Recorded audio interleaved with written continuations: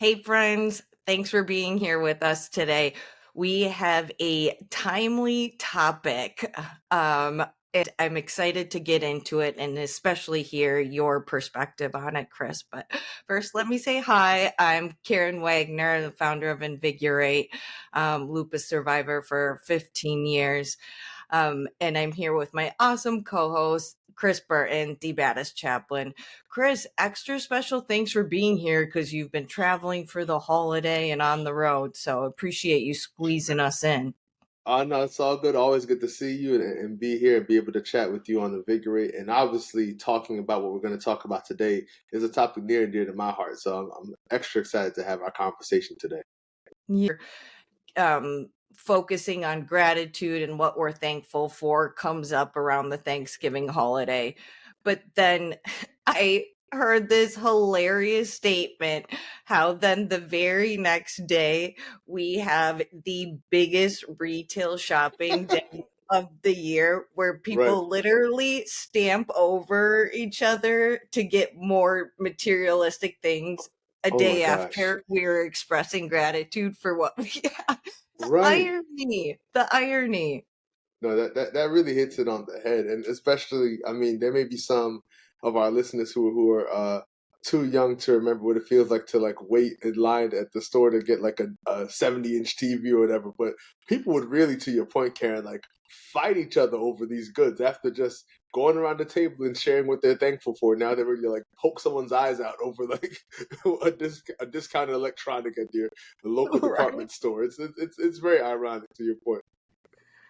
That leads into an interesting part of expressing gratitude. So obviously it's once per year, but how do we extend that into the Hmm. rest of the year? And how do we make that a part of our everyday lives? And Yeah. Chris, I get the sense that it's very much a part of your everyday life. What does that look like for you? Yeah, sure. Yeah, I really do try, to your point, try to make it a part of my everyday life. I think gratitude is essential, because I think it helps you, number one, remind yourself that your problems aren't the whole story, right? So when things go bad, we have a tendency to sort of make that your entire lens, right? Like you're late for work, or something didn't work out, or whatever the situation is. We start to catastrophize, and it just becomes nothing's going well. But if you get yourself into the practice of extending gratitude, you understand that even though the problem is serious and it's something that's worthy of your attention, it isn't the whole story. Gratitude helps us to just breeze past the things that we sort of take for granted, right? Like our relationships. It's easy if you see that person every day, or you're always talking to that person, to just take them for granted because you're like, well, I'll see you tomorrow. So it's not a big deal to see you. It doesn't feel the same as if, I'm seeing you for the first time in a long time. And it's easy to take these people who mean so much to us, who, our quality of life would be significantly reduced if they weren't around. It's easy to take them for granted. But if we allow ourselves the latitude to just slow down and say, okay, I am here. So it's not that while I'm talking to you, Karen, I'm thinking about who I have to talk to next, or who I didn't get a chance to talk to yesterday. I am just here. I'm present. That allows me to really appreciate this time and not just view this as just one of the many things I have going on. And I think that when we slow down and that we allow ourselves, even with a full schedule, to just be fully present, it opens up our ability to really be grateful for every single moment. Yeah, we're constantly rushing to the next thing. Oh, yeah. And when we are jumping, it feels like it just creates anxiety and chaos because you're just focused on the next thing. But Hmm. to your point, if you can focus on this moment now, it allows you that space to actually think about this moment and the blessing of this moment. Because as we've said, it's not guaranteed. No, no, right. And it's really important to not view things as like and I've said this in previous episodes, but it's really that perspective shift of I have to do this versus I get to do this, right? So thinking about it, for example, if someone's a parent and they have small kids and those kids are just like, I need this, I want this, da da da. Like I have this going on. It's a full schedule. You're following them to soccer practice and art classes and dance recitals and all kinds of things. It's very easy for that, rush to start to feel like I have to. I have to get them to school. I have to get them to a doctor's appointment. I have to get them to the dentist, all this stuff. But if you understand that a child's childhood is very short, it's extremely short. And that's part of their childhood where, they want you around and want you in all of their activities like mom, dad, like look at this, look at this. That's a short window. So rather than be like, oh, how many times do I have to see, a Daniel Tiger episode, or how many times do I have to watch this cartoon? Understand it, understand it as something like, wow, I get to, that like this is not something everyone in the world experiences. There's a lot of people who wish they could experience it but can't experience it. A lot of people who used to experience it who no longer experience it, and you won't experience this for the rest of your life. And so if you view it that way, it makes you really, frankly, see the sacred nature of that interaction, where your kid wants you to read a book that you've read to them 3,000 times before. They want you to read that book again. There's something very beautiful about that, and I think it doesn't always feel that way when we're in the midst of it. And you can, I just use parenthood as an example, but you can take whatever routine you have. There's so many things that we feel like we have to do, but it's really a opportunity, something that we get to do, that if we reframe it in that way, we can really deepen our sense of gratitude. So it's more of a serving mentality. And with you saying, I get to, one thing that I've done is really gotten specific with my intentions. Like, where are my priorities? Where do I want to be spending my time? Hmm. And you could imagine, obviously, number one priority is family, my Right, kids, right. and making sure that they are developing and I'm fostering their development in a way that they can grow up to be hopefully wonderful human beings and give Hmm. back to society. And so, in my long window of saying, when in those moments when it feels more trying, when I remember my purpose of making sure that I'm doing everything I can to foster their development, it puts some positivity behind it and just thankfulness that I get to be able to be involved in their lives and do that for them. Right, right, right. Yeah, no, because it's such a beautiful thing, allowing yourself to just slow down. Like part of why a lot of the things feel like have to do's is because we just keep such crammed schedules, and we're just running and running. We don't take the time to just sit still and just breathe. And we wake up. I remember having this experience, Karen, where the first thing I did in the morning was I would get my work laptop and start working first thing in the morning. The sun wasn't even up yet. And I remember about the third day I did that, I was like, this is wrong. Like, there's something really wrong with my priorities right now. I need to like do a deep reassessment of like what's most important to me. And I think when you start your day with what's most important, it sets the tone for the rest of the day. So I really want to encourage everyone who's watching and listening to us to imagine what it would look like to start your day with gratitude, right? No matter how busy that day will be, no matter how hectic that day is, or whatever tough thing you have to do that day, what does it look like to start your day with gratitude? Because I promise you, if you have that frame of mind, it will reshape the way you approach the tasks and the things you get to do that day. We're all guilty of at times picking up our phone as soon as the Oh yeah, alarm goes off. yeah, yeah, And they say when you look at that, you are just infiltrated with stuff. And yeah. so then that sets you up for chaos and anxiety the No rest of question, the day. no So question. when you intentionally take that time to express gratitude and think about what you're thankful for, it just makes a world of difference. Yeah, and I love that you bring up the looking at the phone first, because it's such a, and I'll use this word that will sound harsh, but is intentionally harsh. It's such an addiction that we have to break, right? Yeah.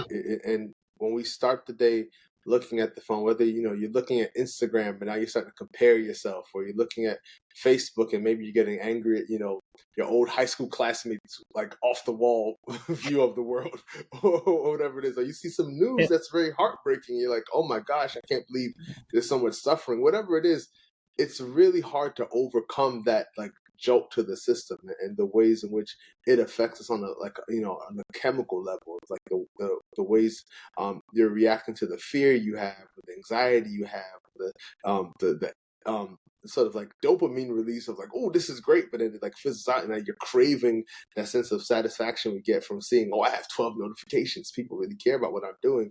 Like all those things are not very healthy for us, and really can distract us from the sort of like slow, mindful practices that you and I have been talking about. That's like almost like a microwave versus an oven in that regard.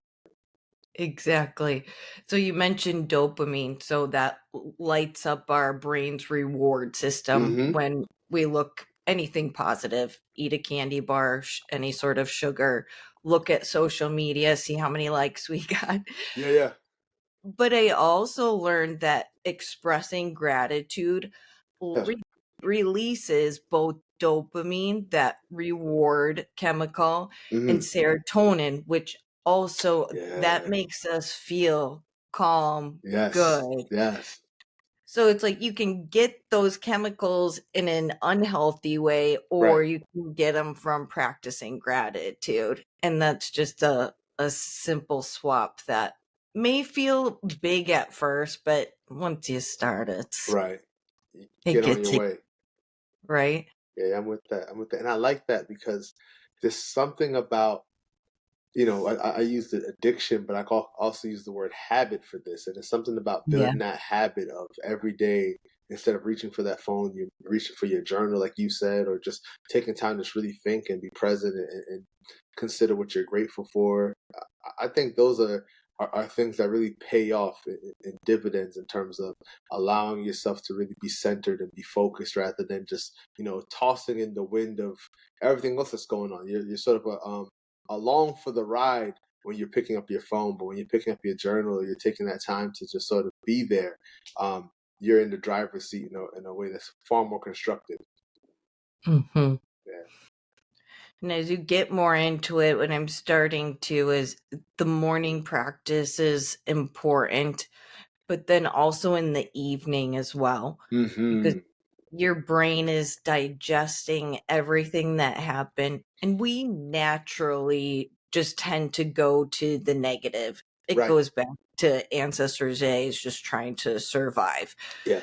Yeah. But when you take that time to think about what you're thankful for, think about it, write it down, whatever, it reprograms your brain to remember those things, and then you're processing it through the night. And Hmm. so that it all just builds on each other. That's it. That's it. Yeah, I love that. That sort of understanding what I often call, when I was a school teacher, I would talk about landing the plane. Like, how are we going to land the plane for today's class? And I like that idea, Karen, about really making sure you land the plane for the day, because so many people struggle with resting well at night. Like Yeah. they're not getting enough sleep, or what, even if they're laying down, they're still trying to work out whatever problem was during the day, like anxiety is running up the score right now. So just thinking about the ways that a practice like what you're talking about can really help to settle us in, so we can have a productive uh, night of sleep. And I want to encourage folks to think about rest as productive. Because a lot of folks view, I'm guilty of this too, where I don't view rest as always something that's like helpful, right? I feel like I was of that mindset that I had to work until it was done and not really pace myself in a way that's healthy, in a way that allows me to have enough energy for the next day. And I think if we really do view that sense of, I need to make sure I'm winding down this day well so that I give tomorrow enough of what it needs to be a great day, it is a really healthy practice too. So thank you for that reframing. Yeah. I love the landing the plane Oh analogy. yeah, oh yeah. My kids knew every time I said we're gonna land the plane. They're like, all right. Mr. Burns about to end class. Do you have any intentional practices to help remind you to be thankful throughout your everyday, or is it just as you notice them now? Yeah, I think for me, my sense of gratitude is deeply tied to spiritual and tied to faith and theology. So I think about it in terms of, for example, on my way to work, I see these beautiful trees that have I'm not now the leaves are almost all gone, but like during the peak foliage, just brilliant colors. I mean, shades of gold and yellow and orange and red, and I found them to be so arresting. I would take pictures of them, but I also would just feel myself by by just the beauty of the nature move to a deep sense of gratitude. Like I'm so glad I get a chance to enjoy this and thinking and it ties into like the journeys we've had. Fall unfortunately had been a time where I've had, flares and been a time where, my bones start to hurt or, just it feels most difficult. As a lupus warrior and just thinking about the little things of being able to take a walk and not be in pain or being able to breathe deeply and not feel like my breathing is labored or you know being able to like appreciate where I am and not thinking about what's this lab going to say or what was my next appointment for this. Just having the latitude to be present there in times that had been previously difficult just would move me to a deep sense of gratitude and a deep sense of appreciation because I know that this is not something worth taking for granted because I did not always have this. With these diseases, it's easy to jump ahead because they're chronic. Hmm. You bring up an absolute critical point as far as having to stay present and being thankful for this moment because we don't know how we're going to be in the future. The good thing about going through some of those most painful times and painful flares Yeah. is you're like, oh, I'm thankful that I can go for a walk Oh today. yeah, yeah. So it gives you a new sense of appreciation for your body and being able to move and just living in everyday life. No doubt about it. No doubt about it. Yeah, it's even up to I want to say it was about a year ago now, or earlier this year at least, where I went back to my seminary has two campuses. So I went down to the Charlotte campus where I hadn't been since I was first diagnosed with lupus. And it was the little things of walking around and just seeing, what they had updated over the years. And my body, and I don't know if this has ever happened to you, Karen, but my body like remembered being sick there. Like I would see a flight of steps and I would like prepared myself to sort of like cope with the fact that these steps are going to be hard for me to advance. And just being able to walk up the stairs with no trouble, I was like, whoa, I've never walked up these stairs without trouble before. And it moved me to a deep sense of gratitude because there's so many things in our lives that we can take for granted. It's like, oh, it's just easy. But particularly for those of us in our community, we know what it's like to struggle opening a jar of peanut butter or something. Like we know how difficult it can be to say, oh, I need to walk across town or just stand up and washing the dishes, something that's just mundane. But I've really been moved as a result of being on this journey to just see how so many things that seem mundane and boring are really miraculous things. Like it's a beautiful thing that we get a chance to do all these things that are otherwise or potentially so difficult. And it's not just a given. Like, of course I can do this. No, there are people who cannot. So you should really appreciate the fact that you can. The human body is impressive what we can do. And Yeah, when it's taken away from you or limited, you realize that very quickly. no doubt about it. So there's the physical, personal side, but to add on to that side and being thankful for others during those times of intense flares or recovering from surgery, you notice how much your family or whoever is in your life Mm. actually is helping you during those times, That's during everyday life, whether you're laid up or not. right. It has given me a deeper sense of appreciation for, oh, they wash the dishes. That's really Oh, nice. yeah. It's so small, but Hmm. all those little things, doing it to help you and vice versa. That's right. So, No, yeah, it should allow us because I don't know how well it's funny.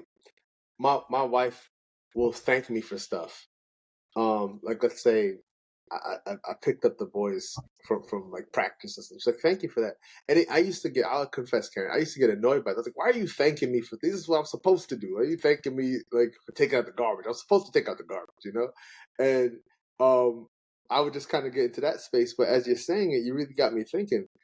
It really is a beautiful thing to express gratitude to the folks you're in community with, you're doing life with, because you know what it's like when that person is alleviating some of the stress or some of the burdens that we all walk around with. If you're leading a busy career, it doesn't even have to be about like sickness, even though that's a point of reference that we all share, but it can be something where you have a full day with a ton of meetings and someone said, "Hey, I ordered lunch for you," or "Hey, like I brought you a snack," or "Here's some water or tea," whatever. Those little things of like, wow, this person's taking care of me, and to know that you're taking care of somebody else, it's really, in my estimation, what the core of community should be about. It's like we're all lifting each other up, so no one has to worry about lifting themselves up. So because we're also focused on each other, that no one falls through because we're all doing our part to lift each other up. That to me is a beautiful imagining of what community and what gratitude could look like if it's practice on a larger scale, you know? yeah. I always say one community, one unit. I tell my boys we're one family because they Yeah. tend to be like, well, I picked up XYZ. He's not doing his job. Like, Right, right, right. like, nope, we don't keep score. We're one family. We're picking up to help all of us. That is it. That is it. But Because to your point, it is. We're all doing it to help each other. So mhm. get it out of you personally. It's Right. about the bigger picture and about the people we care about around Totally. us. Totally. I laugh because it seems like kids are so good at keeping score in that way, right? It just feel like I've done the good thing 8 times. They only did 3 times. You know what I mean? Yeah. Did you see what I did? All right, let's take a pause and acknowledge how great I am. I picked up all the toys out of the living room. I am amazing. You I know? wish I had that confidence. Oh yeah, there's no confidence like the confidence of a child who did the task they're supposed to do every day. You know, to move mountains with that kind of confidence. Yeah, yeah, right. If you can think about how to make it a part of your day and your Hmm. routine, then it's actually doable Oh yeah. versus one more thing. Right.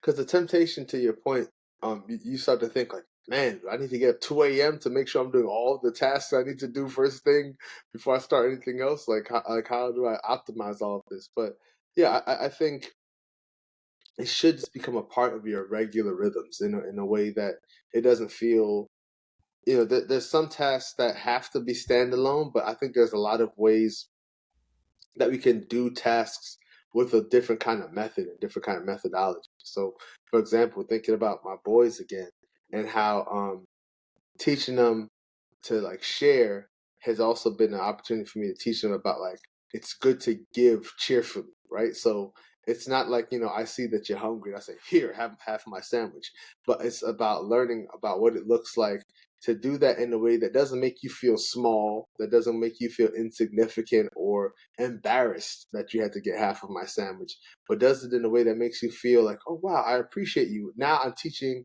myself to give cheerfully, but I also have given someone an opportunity to extend gratitude because they're like, wow, I really appreciate you sharing your sandwich, rather than teaching them shame or teaching them some sort of negative feeling because of the way I delivered it. So just really thinking about the ways in which our gratitude practices and our mindfulness practices can really affect other people. It's like extending the Wi-Fi of the sort of like healthy mindset. You know? It's really incredible how just even a small act of kindness like that, when given cheerfully, I love that term. That's like just wonderful. Oh, no doubt. Um, but to your point, it's an interaction, it's an opportunity to create a connection, Hmm. however quick, however small. But those things, especially in such a negative environment with the news and, just Yeah, life, we're right. just inundated with stuff like that. No doubt. But those micro moments can change a person's day. No question. I've even noticed making appointments, doctor appointment, dentist Right, appointments, right. just saying, thanks for your help. The tone in Oh yeah. their response Yeah. versus just saying thank you or nothing at all Right, is right. just, oh, they just uplifted a little Oh bit. yeah. It's like just a small act of appreciation can just change someone's tune. And it takes nothing from you, right? It didn't cost you a thing to just say, "Thank you so much. You've been so helpful." And I'll tell you this, Karen. I have shared your reaction, and it's also made me think, man, they do not hear this a lot. You know what I mean? Like it's just not something where I am the 20th person that day who said thank you so much. I might have been the second or the third person, maybe the first person. It doesn't feel like it's become contagious yet, you know? Right. I Yeah, think especially in those areas where sometimes we get this mindset of we're just expecting them to do whatever they need to no doubt do. about it.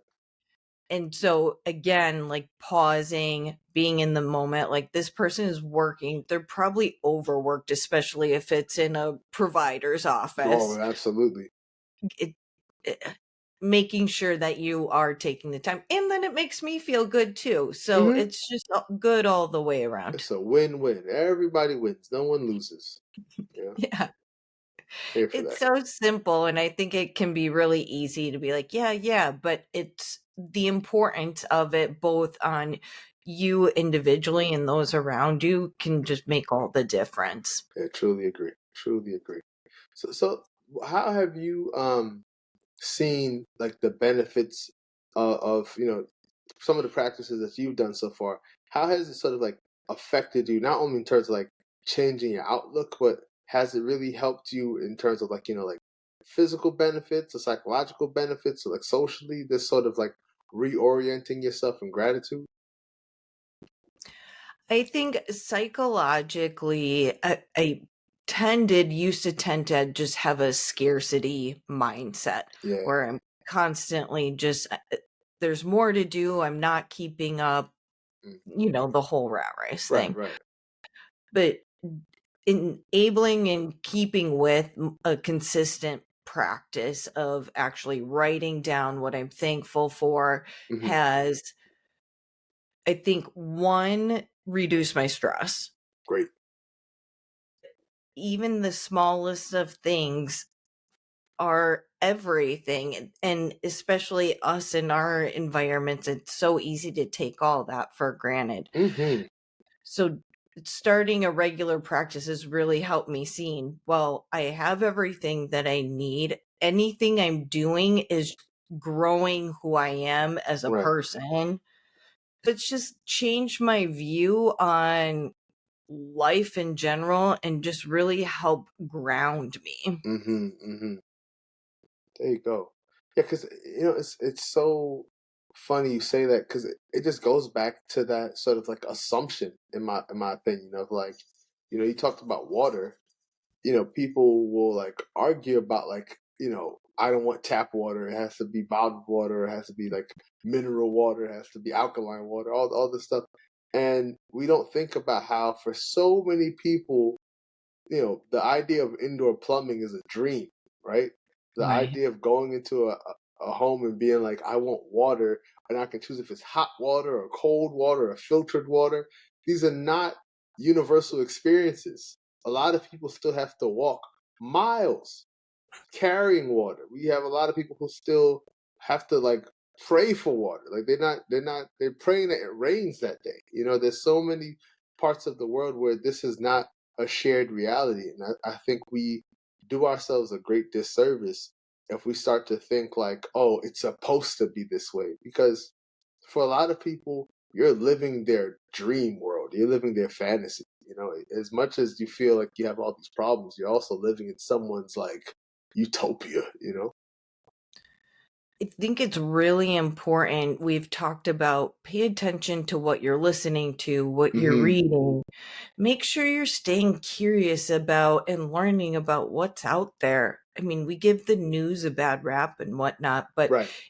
it's important to be aware of what is outside our very small, tiny world, because that in itself can open up your mind and appreciation for what you have and what you're doing in your situation. Yeah, that is it. That is it. Yeah, and just stay curious in a way that's beneficial and helpful. I think part of the like ingratitude is just having such a limited source of information, right? Like I only kind of just see things, barely past my own nose. But if you're curious about things, you start to understand, like, whoa, I didn't realize, I didn't know. Like, and I think that can lend itself to a deep sense of gratitude. I think the lack of gratitude happens from this sort of like false assumption of like, well, this is what everyone experiences. Like everyone has X, and it's like, no, that's not true. It's not even kind of true. I've been kind of true, right? It's like I used to love the show. I don't know if you ever seen it called Arrested Development, and Oh, heck yes. yeah, Hmm. yes, world class show. And so I just think about the mom on the show and being like, well, I mean, how much could a banana cost? $20? It's just like just like having no sense of like how much ordinary things actually cost. You're like, what is it? $20 for a banana? It's like no, not even close. Not right. Way off. Way off.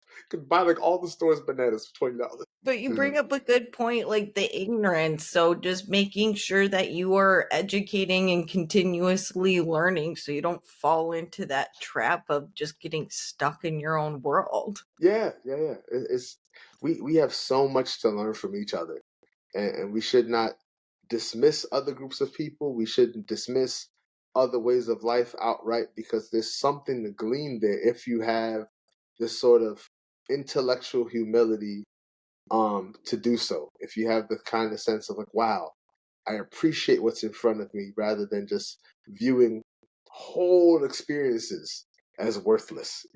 Just like that's not a great way to be. You know, Yeah. yeah, You also mentioned the comparison mindset. Like, no, like we're all in this together. It's a community. Like, we need to be building and supporting each other versus comparing with each other. And, that just leads to a negative space of what you don't have. right, right. No, I remember hearing a wise person tell me that comparison is the thief of joy. Right, so whatever you have, you might really like. I appreciate. I have like an iPhone 11, right? And it's fine. I have no desire to upgrade it anytime soon. It still does everything I need it to do. But imagine if all I did was just look at the person who had like the latest iPhone, like I think it's the 15 now, something like that. And I'm just like, oh man, but they have this titanium. Like, no, like just appreciate what you have and don't view it as like, oh, I have to keep up with the Joneses. I have to continue just to upgrade, upgrade, upgrade. And you know, another expression of like, don't like buy things you can't afford with money you don't have to impress people you don't even like. There's no point in it. There's no point in it. Just live your life and be grateful for the life you have, and continue to. I'm not telling anyone to settle, but I'm saying that your ambition shouldn't be born out of a sense of like spite or a sense of wanting to like prove to anyone else. It should be, can you be your best self?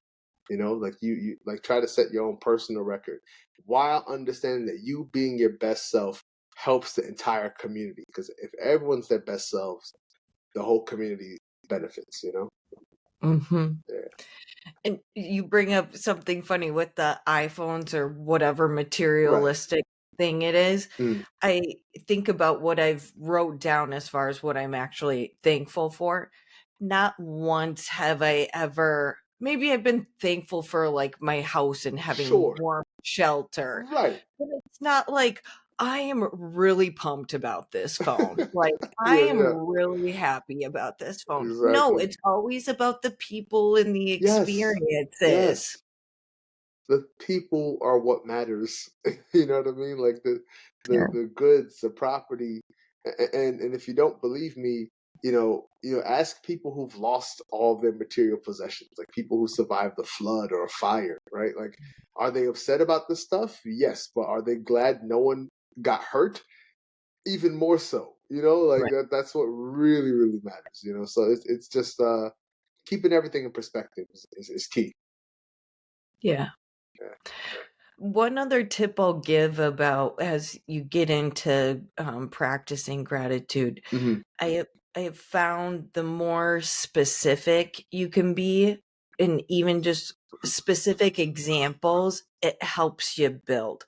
So if I'm like, "Oh, I'm thankful for my husband Dave." It's like, "Great." Well, you can only like write that for 3 days and Right. then you got to get more creative. And Yeah. I found when I've said I'm thankful for him doing whatever it is, Right. Right. Right. then it just sparks into the other things and Hmm. it it just rolls and comes easily and flows. Yeah. And so just starting off with one small example can open the floodgates of Absolutely. yeah. Yeah. No, because and that's it. Like for anyone who's listening to this and they feel like very overwhelmed by what we're like asking them to do, just start small. And if you do this and you're like, oh man, I started my day kind of rushed or overslept or something, so I didn't get a chance to do it today. Pick it up the next day. Pick it up whenever you remember. Like there's no pressure for you to be perfect in this. Just understand that if you take it seriously, you'll be like automatic with this habit, and just really understanding that you're gonna be clumsy, you're gonna make mistakes, and it's okay. But as long as you're learning from those mistakes and you have a desire to improve, you'll set everything correctly. That sums up invigorate the whole. Hmm. It's like start small. It's gonna be clumsy. It's gonna Right. be awkward at times, Right. but you'll start to get your footing and then you'll kind of pick up some consistency No doubt. and it'll grow. But Yeah. whether it's gratitude or an exercise or cutting out sugar, whatever it is, Hmm. it can't be an all or nothing. Start small and build from there, and you're gonna mess up, so be it, and Yeah. keep going. Keep pushing. Keep pushing. That's critical. No, and just especially doing this, and that's one of the things I appreciate about Invigorate. It gives people a community of practitioners, of folks who are trying to do right. You're trying to do their best, and once you see that other folks, maybe even folks you admire, look up to, are clumsy too, it's like a relief, So I think just making sure that you're not isolating yourself in this uh, habit forming, but really trying to be a community of habit formers is helpful. And when you're just starting out, think of it as a learning experience. Chris, you were a teacher. It's Oh like yeah. we're all students, and especially as we're leaning into something, you guys should see me do yoga. It's not a pretty picture by any. It's got to be better than me doing yoga. I promise you that. It's better than I was a couple years ago. Whatever, you get better, it Of doesn't course, matter. of You course. just gotta lean into it and laugh at yourself about it. I mean, Right. jeez, Don't take yourself too seriously. right? Hmm. We are not the star of the show, right, No, Chris? no, no, no, no, no. We are not. That's the truth. That's my favorite. And that I think sums up this whole episode with practicing gratitude. It's all about serving others and being thankful for what we have. That's it. That's really it. That's really it. So, with that in mind, I am thankful for you. I'm thankful for the wonderful work Invigorate does. I'm thankful for all of the episodes we've recorded this season so far. Like I know they've been helpful for me, and I just hope that they've been helpful for other people as well. I just feel so glad that we're able to have these conversations that, you know when I started this journey in life as a lupus warrior, I would have really benefited from. So I am thankful that we get a chance to help somebody else. You know, I so appreciate you saying that because when I was just starting out, it can be overwhelming. no question. Right, right. But having resources and a podcast with you and I talking about like just day-to-day life, it would have helped me tremendously. I don't know if I would have listened totally, That's fair too. That's fair too. but I could have benefited from it for It would have sure. helped, but you had to listen to it. That's true. That's fair. That's really fair. So I always encourage people to be open-minded because even Yeah. if something doesn't seem to sit well, it might later down the Hmm. road. So Yeah. Yeah. Give it a chance. yeah. So, Chris, I appreciate you, and especially this week. I know you're on the road and traveling, but you always carve out time to do this, and I just so appreciate our discussions and your perspective. So, thank you Oh no, it's no worries. It's truly a joy, and like I said, I'm just I consider this one of the I get tos. You know what I mean? This is something that we get to do, and it's pretty awesome. for sure. And I'm thankful for all of our community and each and every one of you has engaged with me or invigorate in some way, Hmm. shape, or fashion. Please drop us a note, subscribe, let us know what you want to hear about. We're happy to dive into anything that's on your mind. So thank you, take care, and we will talk soon. Peace out. Peace, everyone.